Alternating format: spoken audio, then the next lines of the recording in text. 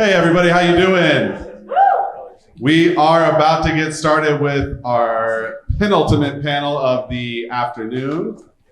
This is stimulating the creator economy. If you can hear my voice and you are at the check-in tables, please make your way to the seating area. Y'all, I'm so excited about this panel. This whole conference is about the creator economy. We are all about empowering the artists of Tulsa. As Blake said in the last panel, not only giving them a seat at the table, but creating opportunities for artists to be artists in business. And this panel is all about how we stimulate the creator economy, how we create more opportunities for creators to be creators in Tulsa.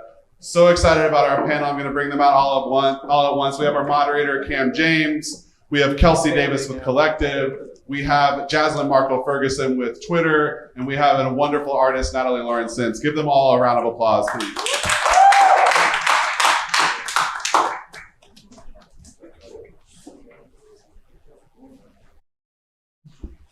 Hello, hello. How y'all doing? Y'all good? Y'all good? You look good. Welcome. If you've never been to Holberton, this is a pretty cool spot. I love it every time I come back here. I'm Cam James, Cameron Williams. I'm a musician, so I have two names. And essentially, what we're here to do is discuss the creator economy and the ways it's taking shape and the things that these incredible innovators are doing within the space to help make way for creators and help pave the way for what the future looks like for them. And so I'm gonna let them briefly introduce themselves, starting with this wonderful individual to my right, Kelsey Davis. You good? Thank you, Cam James. Of course. Appreciate you. Atlanta, brother. Yes. Hello, everyone. My name is Kelsey Davis. I'm the founder and CEO of Collective. We're a portfolio platform that connects creators to their next opportunity. You can think about it as kind of like a LinkedIn for the creator economy. Before starting Collective, I was a freelance producer traveling the world with artists and brands, one of them being this one. Essentially producing content, operating as a creative director, doing everything from traveling on tours, producing merch, doing album covers, just music videos, everything kind of on the creator diaspora when it comes to music industry. Essentially started seeing a lot of issues of how creators and brands connect.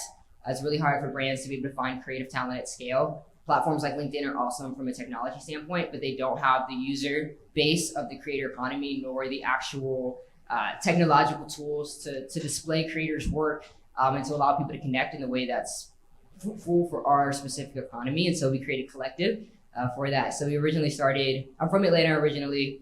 We went to Syracuse University for school, ended up launching there originally, got into Techstars LA at the top of the pandemic, right when we were graduating, which was awesome. We were able to then move out to Los Angeles to then build out our initial prototype. We were able to launch with really great partners, investors like Baron Davis, Google, Techstars, and then now moved out to Tulsa, which we now call home. We came here through the Act House Accelerator Program, Tulsa Remote, and really with the goal of, we were already doing things to connect the creator economy, and we really had to figure out where does it make sense to call home as a HQ, as we do this work. And so when we were looking at just kind of what's happening within the Tulsa ecosystem, it really made sense for us to really create our base and foundation here as we, continue to connect creators, not only locally, but nationally with artists, brands all across the world.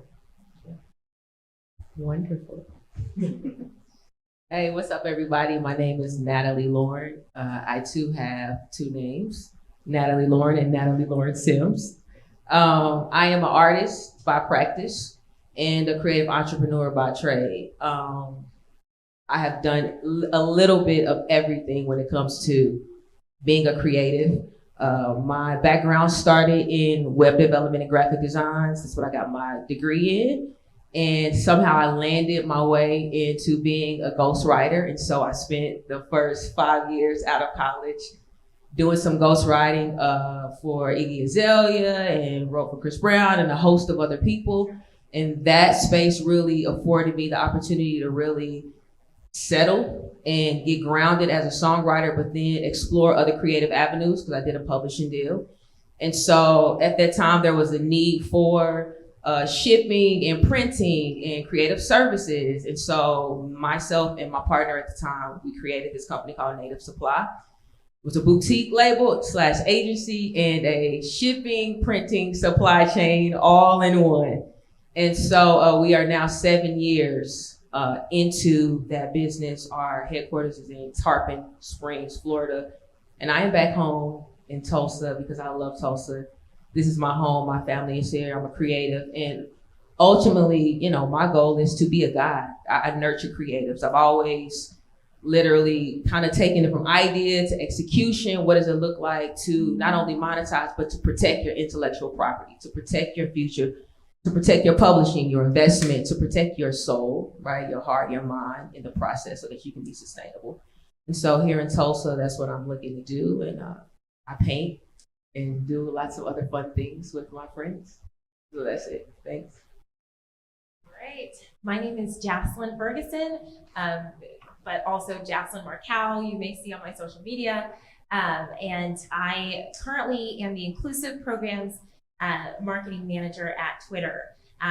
Prior to working at Twitter, I actually have done a kind of a handful of things, right? So I've worked for a lot of large corporations, nonprofits, small businesses, all alike, to do digital marketing, different content creation strategies, graphic design, you name it. The whole gambit I did. On my own, my free time, I have always been a creative. So back in 2019, I stepped out on my own to have my own freelance agency where I worked with a lot of mainly minority-owned small businesses to help them to build different digital marketing strategies, build their websites, do graphic design, their social media management, all of that good stuff with limited resources. So it's definitely a passion of mine to work with different folks that are trying to get things started, but don't necessarily always have great resources. And so taking what I learned from working with some large corporations and building content for them, it was just an easy transition then to go ahead and do that for smaller businesses and nonprofits. But then I decided to take all that I learned from doing that and to bring it back to Twitter, where with my role, I get to work with some really amazing teams. And we've put together a program called Twitter Prism that is part helping brands, our ad partners to have access to different ways that they can have diverse and inclusive strategies, but then also looking at ways that brands can actually invest in creators as well from different diverse backgrounds. So it's really fulfilling work in the sense that on a large scale, now I can take all of the things, all the frustrations I had, kind of in the space of being a creator and working with businesses one-on-one, and now try to look at how do we scale this? How do we make resources where we can help to connect the gaps between creators and brands, and to open the door to different opportunities there. So, Fantastic. I wanted them to go first because their bios are so amazing, and so I wanted to hear them. I'm gonna keep mine very brief. I am again Cam James. I am a musician, cinematographer, co-founder of Fansub, the app y'all use to get into the building today. And what we do is throw events and all these great things, but it's deeper than that because essentially we are creators and we are advocates for creators. And essentially what we're doing is putting tools in the hands of creators to expand their business, market themselves, engage with their fans more effectively, and introducing features like booking marketplace and connecting venues to artists, and basically being the one-stop shop that allows them to grow their careers from A to B. And since we've been in Tulsa, we came into the first cohort of the Act Tulsa program last year. And ever since then, we've done our best to make a positive footprint in Tulsa and give artists an opportunity to perform, to advance, and to get in front of, larger crowds and larger opportunities. And so I think so far, we've been doing a pretty decent job. So that's me. Let's jump into this panel. I'm excited to jump deeper into what these incredible individuals are doing and have done. So let's start with defining creator economy. So how would each of you define that term, and how do you interact with creators in your current role and in your past? With start that side, work down this time. Let's alternate it. Yeah. Yeah, so the creator economy, I would define it as, a marketplace like any other, not just the creators themselves, but also the brands that are hiring them, also the tools that they're using, the folks that are doing some of the work that they are outsourcing, everybody that comes together to kind of do this creative work, right? And so in my current role, as I kind of mentioned earlier, I get to develop this program with Twitter where we have all of these different solutions where brands come to us and they're like, hey, we really want to make sure that with this next campaign that we have, that we are reaching Latinx moms, or we really want to make sure that we're reaching Gen Z, folks that are indigenous. And so then we take a look at the creators and some of the publishers that we have partnerships with and have created relationships with, and we can kind of play matchmaker to help them to, be matched up with a brand to do a campaign. Now that could be kind of like your traditional influencer campaign, right? But it also looks like other things, like if there's somebody who's a digital artist and they can do graphic design, there may be a brand that's doing a campaign, and on every level, not only do they want, that outward representation, but on the back end, they want to make sure that they are working with creators that are, building out all their assets. That's something that we help with as well. And what I really like about that is I think that it's helping to fill certain gaps that exist within the creator economy, because there's so many people that are out there and they have so many talents and so much to give, but making sure that they are, getting connected with brands. And we work with a lot of different organizations that help creators. We work with a lot of different agencies, but just our goal is just to help bridge the gap, because at the end of the day, when the creators are able to create, we all win. Yeah, I feel like when it comes down to, I was talking to Kelsey and I was like, creator economy is such a loaded word depending on what industry you are in. So I think it's just the market and the management of creatives and creative resources, right, that serve the world, that serve everyone, right? It's an exchange happening between creatives and the world, and a lot of times money is the last thing that is being exchanged. And so my role has always been a protector, a voice of reason, a voice of wisdom, somebody who has experienced great wins and great loss. And so right now I am a creative strategist and creative director for the Stacey Abrams campaign that's happening in Atlanta, Georgia. And so my role now with creatives is bringing in and sourcing creatives to work on the campaign, to edit, to shoot content. So I'm sourcing photographers, videographers, copywriters, editors, with the specific requests that come from the campaign. And so we just did a Black men's event. So we had a full team of Black male creatives. This week we'll do a Black women's rally. And so I've sourced about 9 Black women who will really head up this production team. And my role in the process is to communicate, but also make sure they are being paid well, make sure that their vision is being heard.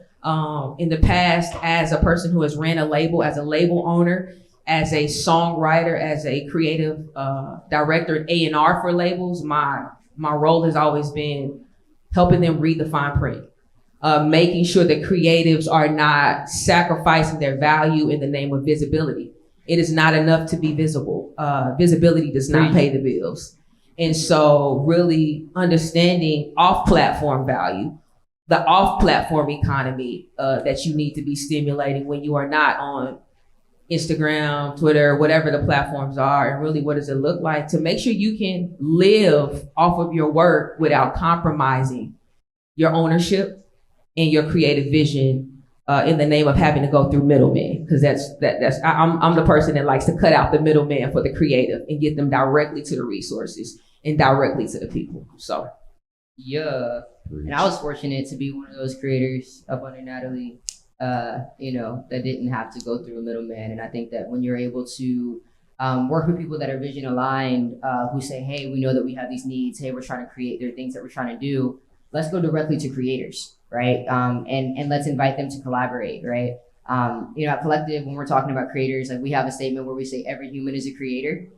We really believe that we all have God-given gifts that give us the ability to be creative, independent of what industry that we're in, right? If you're a data analyst, if you're a contractor, builder of fence, right? There's so many things that, you're engaging all these problems, and it's really your job. People are paying you to solve for things that are unknown, right? And to use your creative understanding, your brain, right, in order to solve for these things. And then the thing that you develop, right, whatever that deliverable is, that's what we see as, this piece of creative, right? And so whether that's an Excel spreadsheet, right, I think that's super creative, right? I'm not one of them that's able to, build out these spreadsheets from scratch and stuff, right? I think that's a very creative thing, to where somebody like me can just look at it and see the visual like I can now have foresight by looking at someone else's creativity, right? And so for me, what I care about is really enabling everybody to monetize from their own unique human IP, right? Similar to what Natalie was saying about, cutting out the middleman. I think that we have to start by doing that ourselves, right? I think a lot of times we don't necessarily see that value in ourselves. And so we kind of want to just get that visibility. We want to just get that stage, right? So other people can see who we are and have that validation, so that then you can go to the next thing. But it's like, hey man, like maybe we want to build a stage, right? And invite people to that stage, right? If that allows us to have the vision all the way down to the execution, and be able to create money that's actually sustainable for us, right? So for me, the creator economy is really going, farm to table, if you will, but in the context of your own, right? So if I know I'm a photographer, how can I really, the best that I can, have the vertical integration of photography, right? Natalie talks about with Native, essentially literally building out the, vertical supply chain infrastructure around, okay, we have a roster of artists. Well, what do they need? Well, they need to find photographers. They need to find videographers. They need merchandising. They need to go on tour. They need all these different things. So it's like, okay, well, why would we go to these people over there, right? When we can just build all those things in-house. Now we can hire our own people. Now we can turn our own people into creators, right? People that have their own gifts and they want to be around the energy anyway. They want to be helpful towards their own communities. But we kind of maybe think that we got to go down a block or to the other neighborhood in order to do that. And so I think what the creator economy does is it gives everyone the ability to participate in this monetary exchange, like with our gifts. And sometimes that does mean needing to be protective, right? Needing to say, hey, like this is where we're going to operate. This is how we're going to exist in order to retain this value so we can keep creating, right? Because for me, that's something that's very important. Natalie talks about like nurturing. She does a lot of stuff with like art, therapy, healing. And a lot of that is because, let's say we're doing a writing camp. Things like writer's block, for example, it's not like, oh, I don't know how to write, right? Often, right? As much as y'all have these blocks that are disabling me to feel and then articulate, right? Because that's all often creating is. It's like, you have a vision, you have something inside of you. Now, how can I unblock this thing, get it out, make it clear so that other people understand, so that they can just digest it, right? So they can just go pick the book off the shelf or listen to Cam's song on Spotify, what's that Sad Boy EP, and just know how he's feeling, you know what I'm saying? And so that's how we see the creator economy, like they kind of said, independent of photographers, videographers, graphic designers. I think that's kind of the normal way that we think about it. But, we really do believe that the future of the creator economy would just be the future of workers who are choosing themselves and choosing to independently invest in their own creativity and then see that through monetarily. That's how we see the creator economy. Fantastic. Any creators in the room? Okay. And so for any of you who didn't identify as a creator, one of y'all tell me why. Let's start with this guy right here. Yeah, what's up? Yeah. Well, no, this guy right here in a hat. Who didn't I'm gonna raise say your why. hand? So this dude in a hat, he owns a gym. Okay. Actually, so I'm gonna ask him why aren't you a creator? Why aren't you a creator? We want to know. I put my hand up. Okay, cool. Yeah. We appreciate it. Why aren't you a creator? One of you didn't raise your hands over here. My background is engineering. Okay. So I'm. Think of yourself. What's your role? No, yeah. What do you do? I'm a product manager. So yeah, man. You know what we're gonna say, right? You know where this is going. So you are a creator. You know that, right? So the act of managing a product, the act of taking it from concept to a realized thing that actually exists in the world and then is marketable, that's an art, bro. You are a creator in every sense of the word. And I think that applies really across the spectrum to everybody in this room. If you do anything that comes from ideation to real life and you make something happen, that is an artistic process. And not everybody can do that. Not only can not everybody do that, but not everybody will do it the same way that you would do it. Literally nobody would do it the exact specific way that you would do it. That's what makes you a creator.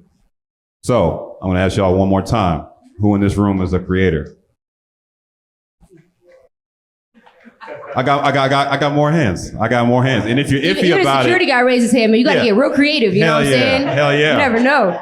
exactly.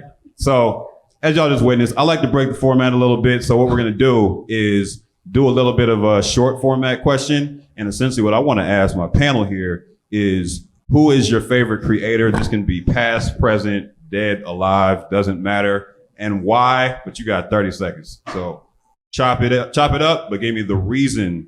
And it can be yourself, but you got to give me a good ass reason if it's yourself. So any order, go ahead, attack it. I'm gonna get cheesy if you think it's cheesy, but I'm gonna say God. Here's why in my context. Hey, bro, listen. No, it's valid. It's valid. But but I want to hear the why. I want to hear the why.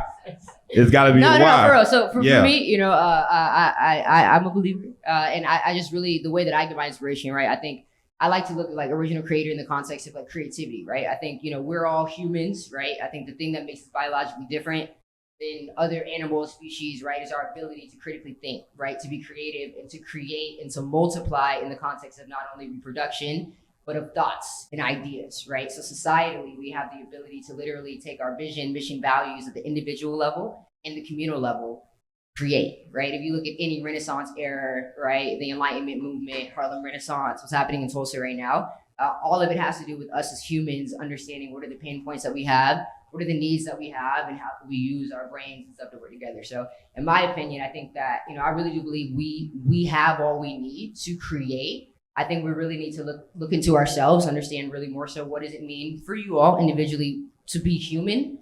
I think the closer you really understand that, really get that knowledge of self and that capacity, you'll start understanding your superpowers and these gifts that you have. I think at that point, when you can take these gifts and then, you know, whatever's keeping you up at night, it's probably your purpose in some way. And being able to align those things and just follow closer and closer in alignment. And I think, you know, we try to do all these things all day to, again, to prove our worth, prove our value, and create. I think sometimes just do what feels natural, do what maybe you were doing when you were a kid, figure out what that means professionally as an adult. And yeah, tap in. So I think for me, God is a good reference point in terms of what is it that we're supposed to be doing at the human level in terms of how we're supposed to participate, not only with each other, with all of land, all of, you know, everything, right? How do we use the resources that we're given to create? That's what you do as a painter, right? You take some brushes, some paint, right? You have a blank canvas in front of you, you know what I'm saying? You got to go to work, you know? So that's what I like. And we've seen that before. Love it. It's hard to follow God, but Amen. Amen. I just feel like I had to say amen. She took mine. No, I think one of my favorite creatives, not a very popular guy, okay? And I just have to say Kanye West. I'm not hating. I'm not hating. I do not support all the things that he supports, but Yeah. you know, I don't support everything that everybody supports in this room. So Right. it doesn't matter. Kanye, his ability to navigate multiple industries as a masterful pioneer, as a tastemaker. Preach. His ability to like create as a musician, as a designer, as a product designer, as a community organizer, as a thought leader, as somebody who can withstand a lot of hardship and just do what he want to do, right? Even in the, you know, even when it's not beneficial for the world and everybody. Kanye is the one. Like, he is that dude. He's the dude of our time. And so you cannot look at anybody's outfits in this room. Maybe a few people, I don't know. It's Kanye. Like the color palettes, the way we be just like little things that we wouldn't even know in culture, especially in Black culture. It's Kanye through and through. So, Kanye West. So for me, I would say I have a lot of different creatives that I look up to and follow, and it probably changes from time to time, right? So in the moment, I would say Jordan Peele, because I recently saw Nope, and Phenomenal. Well, I was gonna say who in here? Wait, who in Phenomenal. here has seen it? Has people seen it? Okay, It's not perfect. I actually didn't like it. Yeah. Like, And so, That's okay. but what happened was, and what was interesting is because I didn't like it. I loved Get Out. I loved Us. Us just destroyed me in terms of like my mind was blown. All of the commentary I walked away with about classism and just the way that he was able to story tell in each of those three movies, Us, Get Out, and Nope, were all distinctly different. And I thought that was so interesting because I didn't like Nope. But then I talked to my brother who's very much into film. He loves film. And when I realized that, oh, this is a movie for film lovers, and he was able to explain some of the things to me, it all came together. And then I loved Jordan Peele even that much more because I feel like he has been able to make these three very different movies that all had a different purpose, but all followed this trend of having this underlying message that wasn't necessarily on the nose. But what's also interesting about that is that I feel like the progression of how he has told those stories. So starting with Get Out, which I think is the most obvious one for most people can understand what a lot of the different messaging is there, to then moving on to Us, which even though it is about classism, there's still a lot of people who don't necessarily understand all of the different moving pieces. So it's a little bit more inside baseball, if you will. Then to Nope, which is completely inside baseball, because if you don't know what's going on, you just don't know what's going on. But that made me love him all the more because I think that ability to storytell, that ability to be to appeal to the masses on some degree, but also to get very specific. I think that's a very unique skill set to have. So just after I saw Nope, I've just been on a Jordan Peele kick. Okay. These are fantastic answers. I'll give y'all a break on the brevity requests because these were good answers. So I actually enjoyed listening to y'all talk. I will put forth Quincy Jones. And when I was younger, I would have said Michael Jackson, but Quincy Jones was the reason that the world was introduced to Michael Jackson in such a clean and perfect way. Like I couldn't have conceptualized a debut to the world as incredible as what we got with Thriller. And of course, that wasn't his first album, but it was his biggest kind of like, I'm here, I am one of the best ever kind of moment that launched him into a different stratosphere. And Quincy Jones is he's a mastermind of preparation and planning your way to an end result. And that's how I try to approach everything I do, is this extensive prep and making sure I have everything right and considering all the angles and making sure that I'm going to thinking about the way I'm going to come off to this person and this person. When you're a performer on stage, you're thinking about all that in real time. I'm making eye contact with each of you as I speak right now and making subtle adjustments to how I speak and how I look and how I move. That's the type of thing that is innate to a person like Quincy. And so he prepared every artist he worked with to go forth from working with him and just be a force of nature. And so that's somebody I've always looked up to. I don't look up to a lot of people. So yeah, excellent answers. Y'all are blowing me away, man. This is great stuff. So back slightly more on track. That was a little bit of a detour. So what tools need to be present in a community for creators to be successful? And we're asking this through the lens of not only tech, but community. Anything you think helps them be more successful. What tools have to be present in the community for those creators to be successful? I know Natalie's from Tulsa. I'd love to hear your answer about what creators in Tulsa need in the community to be successful. you know, I say this, I'm from Tulsa, born and raised, left when I was 17, been back for the last 2 years to take care of my parents. So my bread and butter as a creative is detached from Tulsa. I got home, my world, the way I make money as a creative artist is not reliant on the infrastructure that's already here. So that has afforded me the opportunity to sit back and to quietly assess, to ask questions, to listen, to observe. In the 2 years that I've been here, I was creative director for Juneteenth. And in the process, just also talking to Kelsey, who is a bit more extrovert than I am. I think that in Tulsa particularly, there has to be infrastructure that allows creatives to scale without having to lease their intellectual property and their visions to people who just don't get it. And when I say infrastructure, not only infrastructure, but funding that works in favor of the creative. It's not that the funding doesn't benefit whoever the funder, you know, whoever's giving the money, but we, and I say we, I've been in rooms and in spaces where I'm like, I have the ideas. I know where I sit in this marketplace. I have made the money on my own. I have lost the money. I have been a great team player. And the hoops that I have to jump through in the name of credibility, in the name of getting my ideas back, in the name of support is too many hoops. Not because I don't want to prove that I am worthy and responsible and can manage, right, the resources, someone else's resources, which require accountability. There's a middleman, there's these gatekeepers in the community that say you can't access this space, or you can't access a Libby unless you come through me.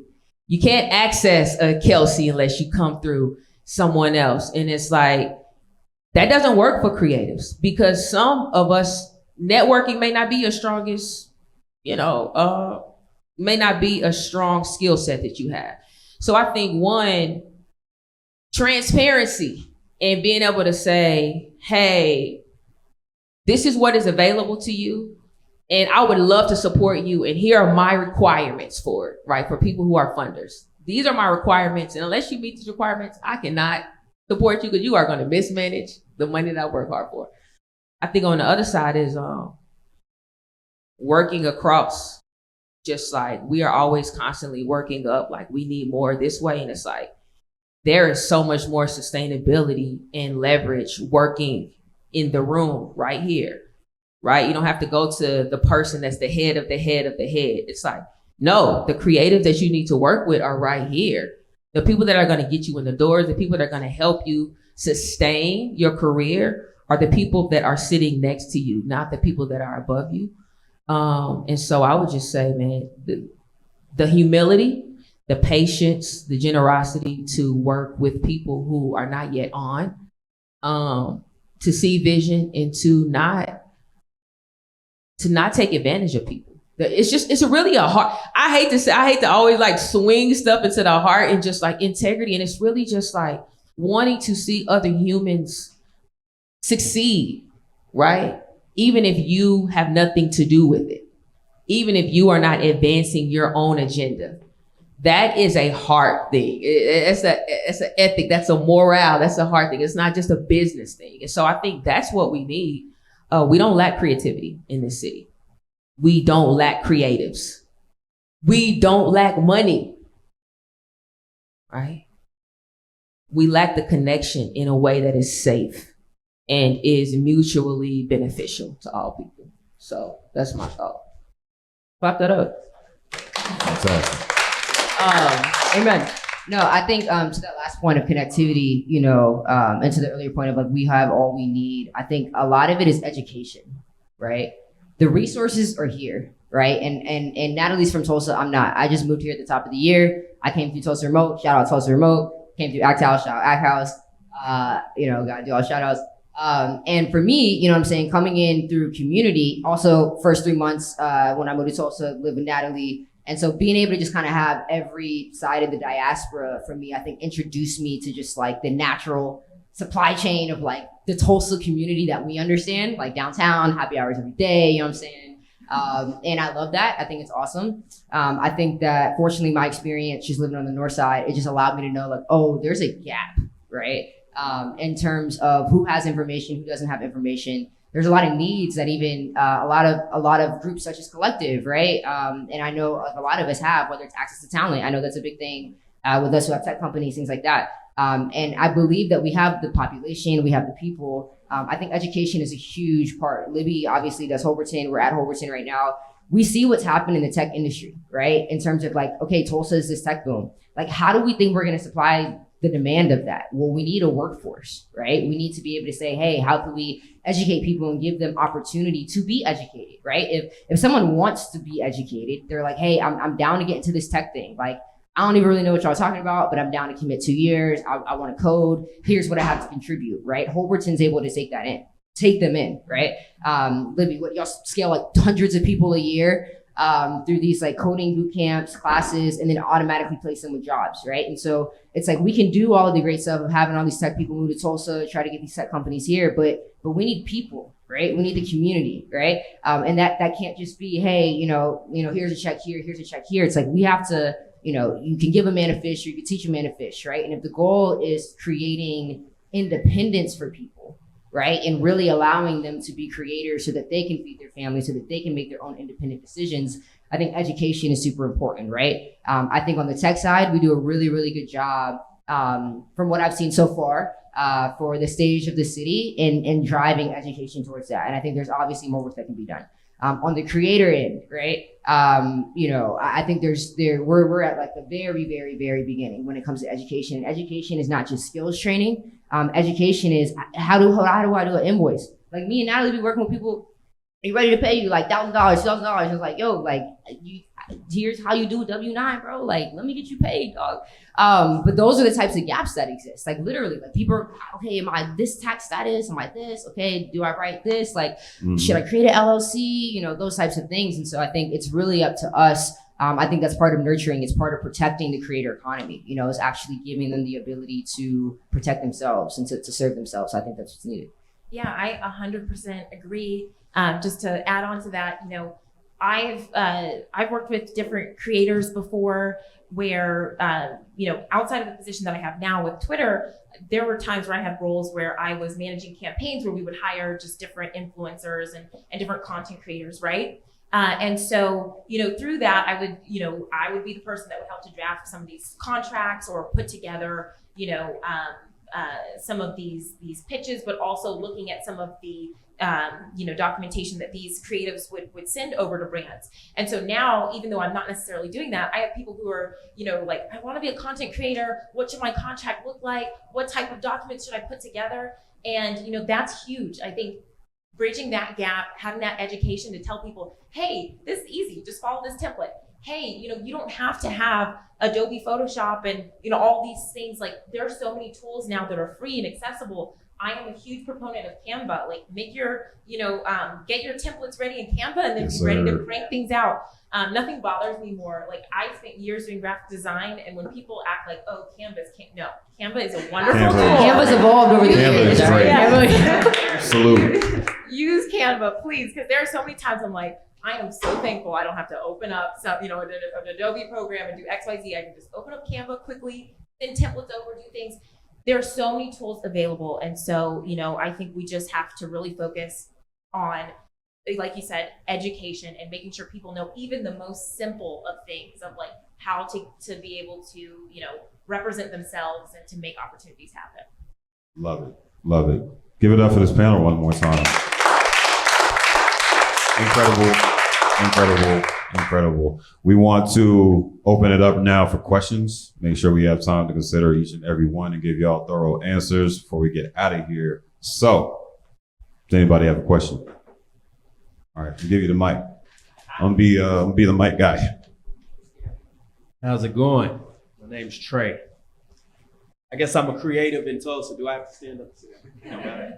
Okay. I want to jump on that topic that y'all said.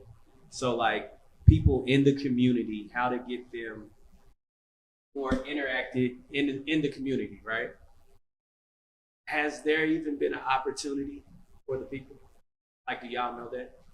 Anybody? When you say opportunity, what you mean? Like, have they went to those people that are in the community before they outsourced to go get other people to bring them in, like Tulsa Remote? Did they bring people from the community to see if they had any ideas or any kind of anything to do anything for the community? I don't know what the program did specifically, but I am a Tulsa Remote person as well. And so one of my goals, though, knowing that, like, look, this is a program, it's bringing people from the outside. I know that a lot of times, whether it's, you know, Tulsa or any other city that has similar programs, a lot of times people who are the locals, right, can feel a little bit left out. Like, hey, what about our resources? Why don't we get, you know, some of these perks when we've been here the whole time? So one of the things that I want to do, and, you know, and I'm sure with all of the different organizations that you guys represent, is to be that resource, is to help people who are here. I think we all have to look at this when we say the creator economy. Again, we all have to work together. This, you know, we can't expect one source or one person to be like, okay, I'm going to go in and help, you know, the people that are in these communities that aren't necessarily getting help. I think we have to look at this and say, we're all creatives, right? We've all established we're all creatives in this room. And we have to look at, you know, how we can each be that person who helps to loop in other people who want to have that opportunity. So in everything that I do, projects I work on, I try to be that person. And I think that that's an important thing to keep in mind, even when you are a creative. Also looking at the fact that even if, say, you know, I know all of us have talked about being kind of jacks of all trades, right? We can all do a little bit of this, a little bit of that, or we've had to at some point or another. But sometimes it benefits you to partner up with someone, right? To find someone to say, hey, look, I want to do this event, but I'm going to need a videographer. I'm going to need a photographer. And I think being intentional about who you choose to partner up with, again, we can create this creator economy where we're all working together to uplift people, and, you know, even from different points of having experience or having resources. So that's how I see it. That's great. I think there's a responsibility on the creatives in the community and people who are looking for creatives. One, the creatives to make themselves known. Nobody's just gonna knock on your door and say, hey, we got a project. But also it just made me think, like, what if we did like a citywide creative assessment of like who thinks, even if you're not a creative, because the thing is a lot of people think they're creative and they are not skilled. So we could just do, like, I'm just throwing this out there, a citywide assessment of like, who are the creatives in this city? Who are the creatives from 46 to 36, from 36 to Pine, from Pine to 15th, from 15th to 21st Street, and then do a mass directory of people who would say, I am a creative, I have this skill set, and maybe branch off and do these micro workshops where we really assess the skill level of each sector, and then make like a directory, and then start pulling from these pools of creatives.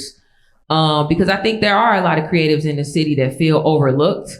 But I think sometimes it's because we haven't made ourselves as visible, and the metric for being sometimes like what people are looking for, you haven't said, actually, I can do those things.